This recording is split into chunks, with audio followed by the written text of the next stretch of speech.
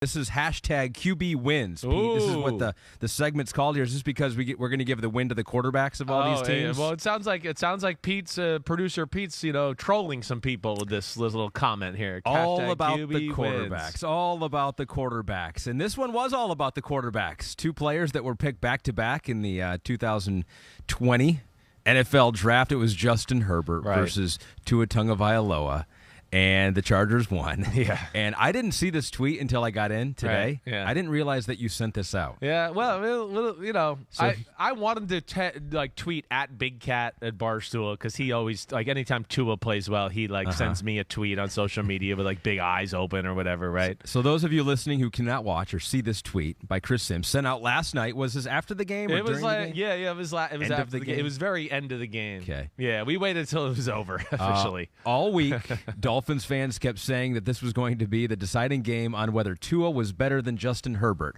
You guys were right about something for once. A little winky, smiley, tongue-out face. Yeah, emoji well face. done. That was Pete. He's the creative director of things like that. You can't trust me with tweets like that. Well, so you're saying it in the room. If you say it in the room. And then they clean it up, and me, I'm too emotional, intense, and I want to go too hard all the time, right? So they do a good job of reining me in.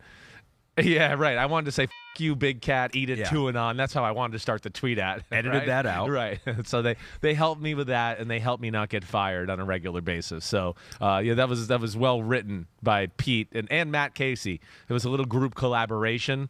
And it's one of those, too, when you send, you're like, I don't know. Do I want to send it out and just start the shitstorm and do that? Yeah. And then Matt Casey's like, it's Twitter. It's always a shitstorm. Send it out. And I was like, you're right. Here we go. And it's football. We can't take this stuff too seriously. But this was a serious game for Justin Herbert and the Chargers because they needed a win like this coming off that Raiders loss as we talked about before. So let's take a look at the numbers. Tua versus Justin Herbert passing in this game. Not even close. Justin Herbert threw the ball a ton. Yeah, he did. What was it, 51 attempts or something like that? Yep, 51, I think by the end of the 39 of 51. Over 300 yards by the end. Here's the passing charts if you're watching. So Justin Herbert throwing it all over the field. Tua 10 of 28, 145 yards. So let's start with the good. Yeah. Start gushing about Justin Herbert, your guy. Yeah, well, he's a special football player, as you see there. Again, they're not the most – they don't run the ball that great. They don't protect great, right? His ability to throw with people around him, hanging around. How many throws did you see like that last night? Again, he's about to get crushed, throws it, doesn't matter. Got people all around him, throws it downfield, 15-yard gain. The guy's not really separating, doesn't matter. I'll throw it right underneath your chin, and if the guy's hand's not there, then they're not going to stop the throw. I mean, so he's, as we've talked about in the past, when he's arguably the best pocket passer in football. That's where he's amazing from that standpoint. Decision-making, accuracy, and he posed problems for a defense that really the only problem they had to worry about was him. I think they wanted to play man-to-man and blitz, and then they realized early on, oh, wait, they have a few answers for it, and I think they got scared where they were like, they're just going to throw goes and back shoulders to Mike Williams, and they're going to go down the field that way. So they tried to play zone, but then you play zone, and he's smart. And they, like I've said, they got all the good basic Sean Payton West Coast plays to where they pick you apart that way. But he was phenomenal. He was a man on a mission last night. That was a great game, and I got to give the Chargers credit. I know the Chargers went into the game losing 3 out of 4. Right, and I know they've been a banged-up football team. I'm one that's going to stick up for Brandon Staley a little bit more than I think people have been, and me included. I'm not trying to say I haven't. It has been tough. They've had to deal with a lot of crap, and I know they lost to the Chiefs and the 49ers, but damn, they played them toe-to-toe, and we look at those two teams as two of the better teams in the sport. The Raiders game, hey, disappointing, certainly. The Raiders threw out a different game plan that I think caught them by surprise a little bit. They kind of did what Miami did, and I don't think they were expecting, whoa, the Raiders blitzing, doing all this crazy stuff. That I think it was a curveball. But nonetheless, hang in their fight. So that's where I would want to give them credit. It's not a great defense, and right now it's going to be him having to make plays with his right arm like we saw last night for them to win football games. They're my pick to win the Super Bowl. Yeah. And now I'm feeling like maybe who knows? Well, they're scary. They're and if they can be healthy, if you can get Joey Bosa back, right? And then you got, of course, a Derwin James, and they had no Bryce Callahan last night. I think that's even the most promising thing for the Chargers. They're still without some guys on defense. They can come back for a playoff push. So that's where they can just hang in and get Bosa and Bryce Callahan and Derwin James really healthy and good to go. Get the offensive line a little healthier there too.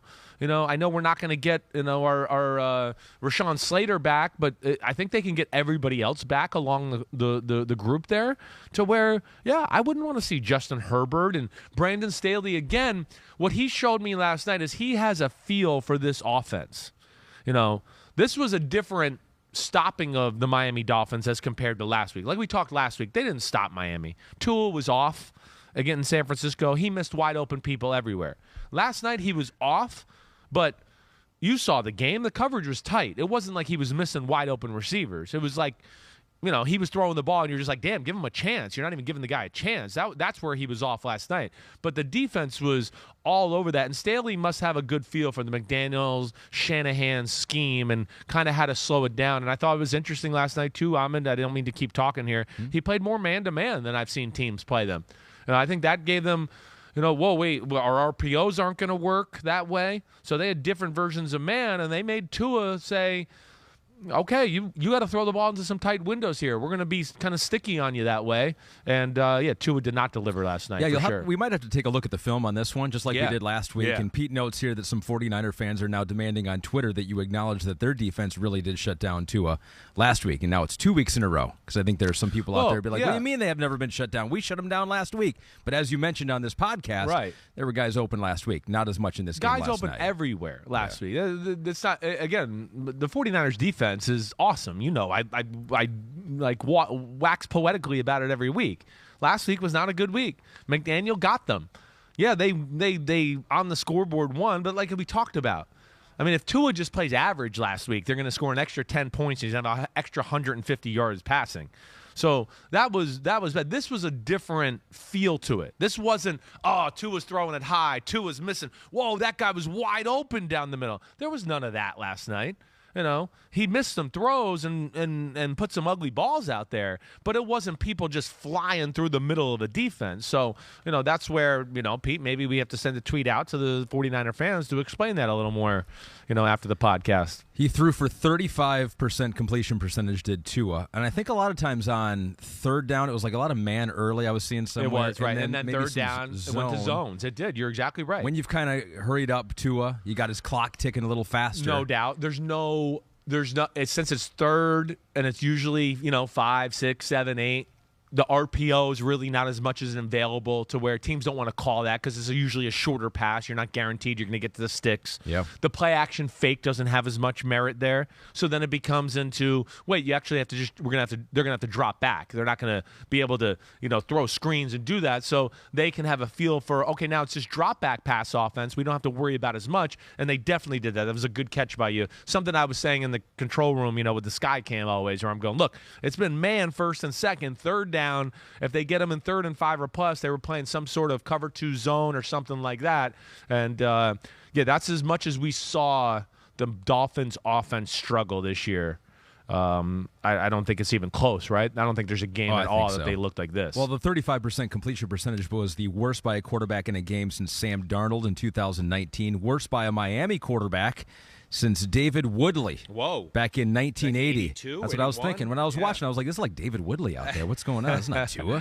What's happening right here? Maybe you can say that they needed to run the ball a little bit more. Jeff Wilson was a little dinged up, so that affected things. And they did give Raheem Mostert 11 carries, and he only had 37 yards, so he was ineffective. Yeah. So maybe that had something to do with it. They don't run the ball enough early on. That's probably one thing I'm a little critical of. But it's easy to say that, It's easy. First off, they're not a great dominant run team. Their run game usually starts to work because why, Ahmed? You're worried about, Tyreek Hill's over here, Waddle's over here, this guy's over here, that guy. So you're so spread out trying to stop all that, and then there's a huge gap over the middle, and they hit that. That's usually they're usually a pass-first run football team. Right. And And I can't blame them for that. I mean, it's been a highlight show all year from what they've done. They can't independently impose their will in the run game. Exactly. Right? That's the way to say it. They're not just gonna just come out in the game and go, "We're running today, no matter what. Yep. Like, we're gonna push you around." They're not at that level yet. They're still really good. They are. But there's no doubt Tua is off right now. And I'm not trying to say this. The year he's been really good. I get that. But the last 2 weeks, I'm just talking about me as a quarterback and a guy who watches people throw the ball all the time and evaluates that. Obviously it's inaccurate right now. Yeah, he was 70% the first 9 games. Yeah, 45% the last 2. Yeah, it's certainly inaccurate. But what's even a little concerning to me is just that. And again, you can disagree if you like, but the quality of the ball doesn't look good the last 2 weeks. I think that's what's a little weird about it too. There was a lot of throws where you went, "Whoa, is that going to hang in the air for 7 minutes before that gets to the 10-yard mark over and then the ball gets knocked down?" And they're just not tight spirals. And never a big arm, but I thought the last 2 weeks there looked to be less pop in his arm. Maybe he's getting a little worn out. Maybe he's got some injuries he is dealing with. I don't know. But that's just an assessment as a thrower, and I'm not even talking about the play. Mm-hmm. But, yeah, Dolphins. It's just crazy how the league can change in such a hurry. At Buffalo. Right. I mean, they could be sitting here going – we could be sitting here next Monday going, Dolphins we were talking about them being one of the best teams in the AFC, and they're 8-6 now 3 weeks later. It's 20 days later. They lost 3 in a row. And that's shocking. And this will, again, we're getting to the point here where good defenses, teams are starting to accumulate some knowledge on how to stop them.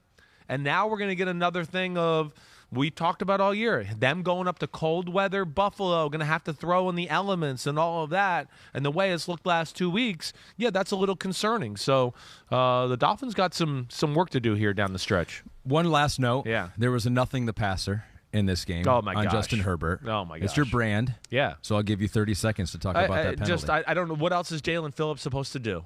I mean, what is he supposed to do? And you know what? The thing that bothers me more than anything, again, it's a standalone game. But, I mean, they're on the side. Justin Herbert was on the sideline ready for the punt, and the flag was dropped. Like, he had no idea. Nobody thought it was roughing the passer. We showed, and I think we were being nice here at NBC by not exposing the NFL a little bit, but like we're in the control room. I can see all the replays and stuff. I mean, they're walking off the field. There's still no flag on the ground. That to me it's concerning.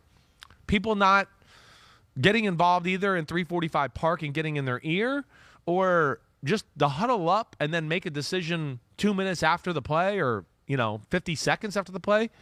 It's not a good look for the NFL at all, let alone it's an absolute bullshit call. If you wanted to make an argument for, which you know me, I like to be the contrarian, and I like to do that sometimes, is that you want to avoid Joe Flacco starts in the NFL, and you want to avoid Mitch Trubisky starts. And I would say that, it's like the block punt, the block kick. What's the most effective way to block a kick? Just run right through the kicker, right? Yeah, but we've ruled that that's not legal. Right. So you have to figure out a different way. You have to dive for a point in front of the punter or kicker to avoid contact with them. I mean, maybe that's what defenders have to do. It's just like the most effective way to take down Justin Herbert is to run through him and land on top of him. In that situation, maybe you just got to try to figure out a different way to sack him. I guess. It just doesn't seem like they – I mean, he literally is hitting him, and on his way down, he's putting 2 hands out. Yeah. He's going to break his own elbows because he knows everybody's been talking about, I'm going to hyperextend my elbows to protect the quarterback and make 345 happy.